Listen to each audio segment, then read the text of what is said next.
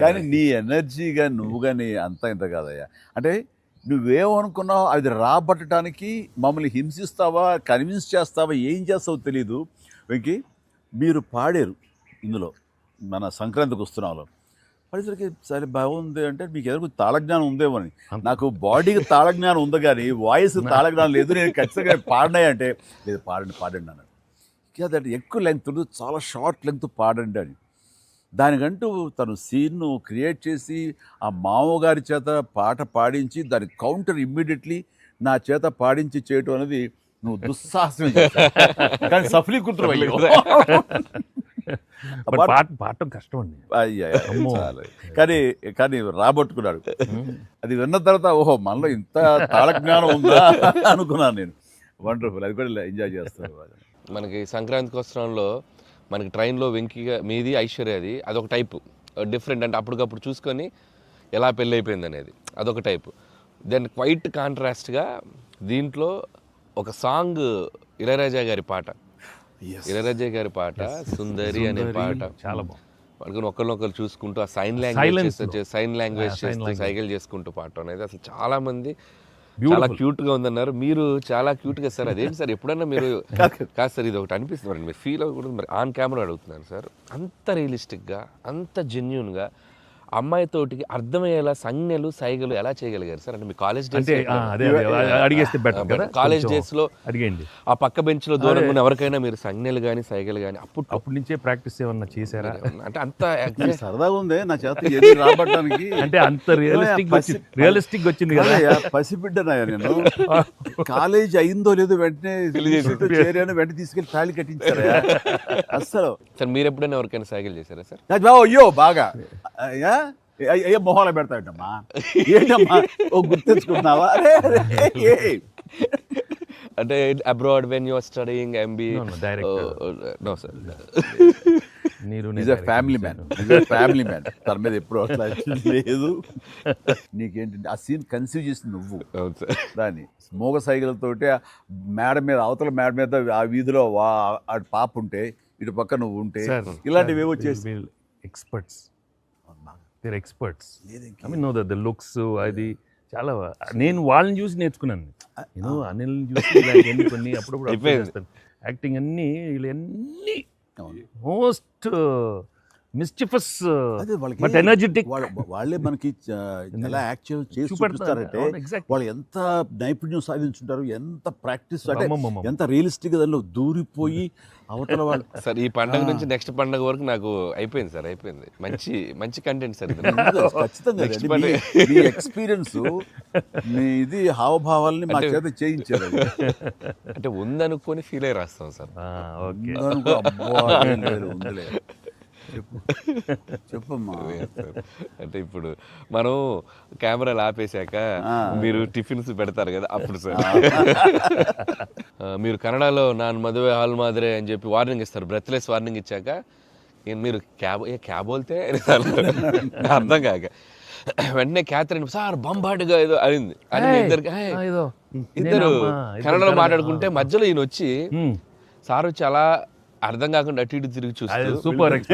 Super చేసి selfie తీసుకుంటారు sir. అమ్మాయి మీతో సెల్ఫీ తీసుకున్నాక ఆయన వెళ్ళిపోమంటే చాలా ఇన్నోసెంట్గా ఆయన కింద పనిచేసే అమ్మాయి పక్క వెళ్ళిపోతాడు. ఇన్నోసెంట్గా పక్క వెళ్ళిపోయి మీరు వెళ్ళిపోయాక అమ్మాయి కిచకిచ ఆడినప్పుడు మీరు వచ్చి చెప్తారు సార్. అసలు ఆ సెల్ఫీ గురించి ఆయన తీసుకున్నాక మీరు అదే నాతో కూడా తీసుకోమని అడగటం అంటే జనరల్ హ్యూమన్ నాతో తీసుకో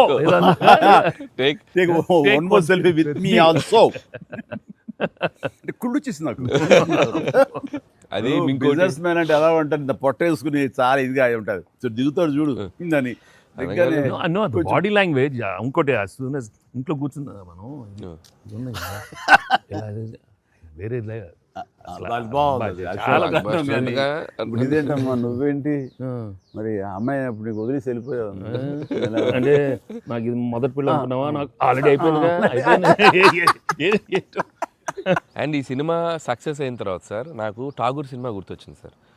ఠాగూర్ సినిమాలో మీరు అరెస్ట్ అయినప్పుడు మొత్తం మీరు ఏసీఎఫ్ ఒక బ్రాంచ్ పెడితే దాంట్లో ఉన్న మీ దగ్గర పనిచేసే వాళ్ళందరూ రోడ్ల మీదకి వచ్చేసి మిగులు ఇచ్చేస్తారు కదా. ఈ సినిమా సక్సెస్ అయిన తర్వాత మీ ఫ్యాన్స్ అందరు సార్ ఎక్కడెక్కడెక్కడెక్కడెక్కడ డీప్ రూట్స్ ఉన్న వాళ్ళందరూ బయటకు వచ్చేస్తారు, బయటకు వచ్చేసారు, థియేటర్స్కి వచ్చారు, మిమ్మల్ని మీ ఫోటోలు ముద్దులు ఎట్టుకున్నారు, సెలబ్రేట్ చేసుకున్నారు. And it's a very very very big gift. ప్రేక్షకులు సినిమాని చూసే ప్రేక్షకులకి ఎంత గిఫ్టో మిమ్మల్ని పర్సనల్గా అడ్మైర్ చేసే మీ ఫ్యాన్స్ అందరికీ ఇది ఇది ఇది మాత్రం మిమ్మల్ని సెలబ్రేట్ చేసుకుంటున్నారు సార్. అదొకటి నేను అబ్జర్వ్ చేశాను. అవకాశం ఇచ్చింది నువ్వే అనిల్. ఎందుకంటే నీకు చిన్నప్పటి నుంచి నీకున్న డాన్సింగ్ మీద ఇంట్రెస్ట్ తోటి నా సినిమాలు చూస్తూ ఆ సినిమాల్లో ఆ డాన్స్ని ప్రాక్టీస్ చేస్తూ ఒక ఇష్టం ఏర్పరచుకున్నావు. అండ్ ఎలాగా ప్రజెంట్ చేసే ఇష్టపడతారు అనేది తరువుగా ఆ మాస్ పల్స్ తెలిసిన వాడు నువ్వు. సో నాతో సినిమా చేస్తున్నావు అనగానే ఏమేమి అందులో మనకి పొందుపరిస్తే బాగుంటాయన్నది ఐ థింక్ నువ్వు నీ హ్యాట్స్ ఆఫ్. అండ్ దానికి ఎన్హాన్స్ చేస్తూ లాస్ట్కి వచ్చేసరికి సినిమా మరో లెవెల్కి వెళ్ళటానికి ఆయన అనుకోవటం, ఆయనతోటి నాకున్న బాండింగ్ని నువ్వు ఈ సినిమాలో క్యాప్చర్ చేయటం అనేది ఇట్స్ ఎ ఫ్యాంటాస్టిక్. మా ఇద్దరి మధ్య ఆ బాండింగ్ ఉండటం, ఒకరినొకరు ఇష్టం, అది ఇది పక్కన పెడితే 80s రీయూనియన్ ఉంది కదా మాకు, మేము ఉంటుంది ఎవ్రీ ఇయర్ ఏదో సెలబ్రేట్ చేసుకుంటాం కదా. ఆయన మిస్ అవుట్, నేను జనరల్గా మిస్ అవును.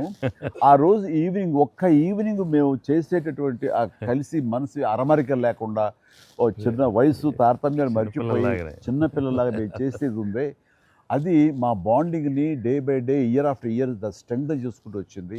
దానికి అవుట్కమ్ ఇదిగో ఇప్పుడు ప్రేక్షకులు కూడా ఈ సినిమాలో ఈ ఎపిసోడ్ ద్వారా చూశారు, మా ఇద్దరు ఎపిసోడ్ ద్వారా.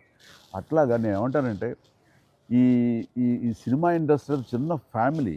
ఈ చిన్న ఫ్యామిలీలో మన మధ్య పొరపచ్చలు, మన మధ్య మిస్అండర్స్టాండింగ్లు, ఈగోలు ఇవేమి లేకుండా ఒక్కసారి మనసుని ఓపెన్ చేసి అందరం నటీనటులు కానీ, అందరు హీరోలు కానీ, హీరోయిన్లు కానీ మనంతా ఒక ఫ్యామిలీ అనే విధంగా మనం అనుకుని ఏదో ఒక అకేషన్ ఏదో విధంగా మనం కలిసి ఒకళ్ళ మనసు ఒకళ్ళ అర్థం చేసుకునేలా బిహేవ్ చేస్తే దాని ఇంపాక్ట్ సినిమా మీద పడుతుంది, సినిమాలో కనబడుతుంది.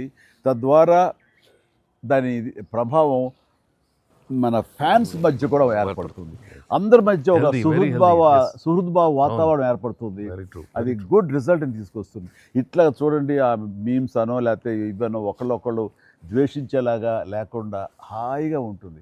దానికి ప్రధానంగా హీరోస్ మధ్య కానీ, నటీనటుల మధ్య కానీ వీళ్ళందరూ ఆ యొక్క వాతావరణం ఏర్పరచుకోవాలి మనం.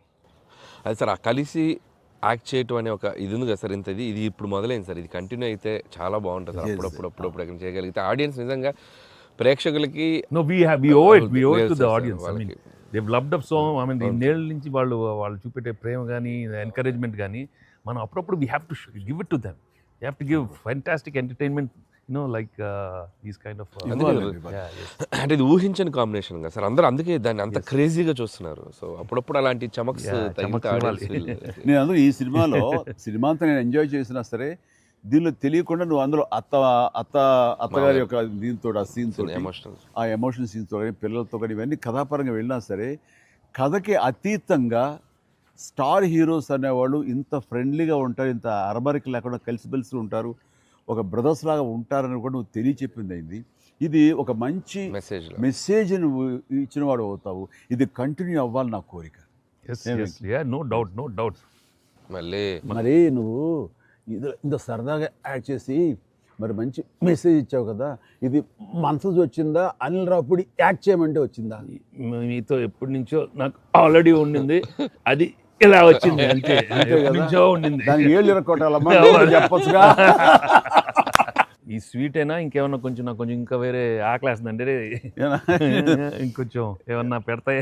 అది మనోడు ఉన్నాడు కదా, ఎవరు స్క్రిప్ట్ ఎంత బాగా ఉండేడో అవును అలాగే మనకు వండి పెడతాడు, చూద్దాం. అన్ని అక్కడ సెటప్ చేశాను, పద లొకేషన్ షిఫ్ట్ బాబు.